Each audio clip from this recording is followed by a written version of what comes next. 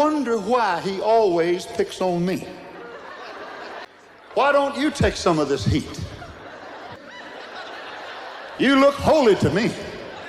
God said, I want you to cry out and cry out loud, and this is just a little tiny part, against this so-called contemporary rock and roll, so-called Christian music in our churches. Swaggart, I remember, was really preaching against Christian rock, especially Stryper, since they were the ones gaining the most popularity. I think Blabbermouth mentioned something about it, and Michael Sweet responded with it being old news and was already written in his book. I grew up listening to Stryper, and when I say grew up, that's just a figure of speech since Michael Sweet is about the same age as me. Growing up playing music, when I heard my first rock song I was hooked and still can't hardly listen to other styles of music. I always felt confused by those preaching against bands like Stryper.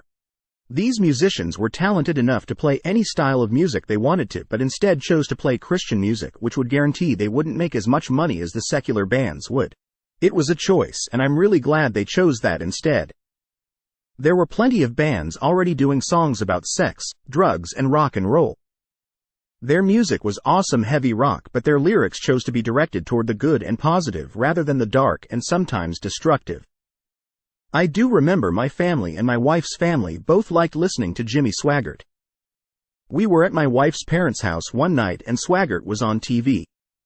He had basically gotten some people to go backstage and spy on them. He then started railing them about playing secular music before their show started and having women backstage. What was the secular music, you may ask? It was Journey. I said out loud, "Oh, that guy is headed for trouble." They looked at me with shock and silence, but for some reason, I added to, instead of taking away from what I said by saying you can't badmouth someone doing good things for God and expect to have nothing happen. I have sinned against you, my Lord. And it seems like it was just a week or two later when he was taken off of his pedestal by uncovering what he was doing with a prostitute. I still don't believe to this day that that happened as a fluke or just timing.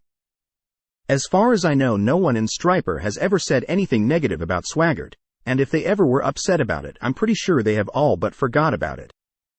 I'm just glad they are still doing what they do best, and that's making music and still with a positive message.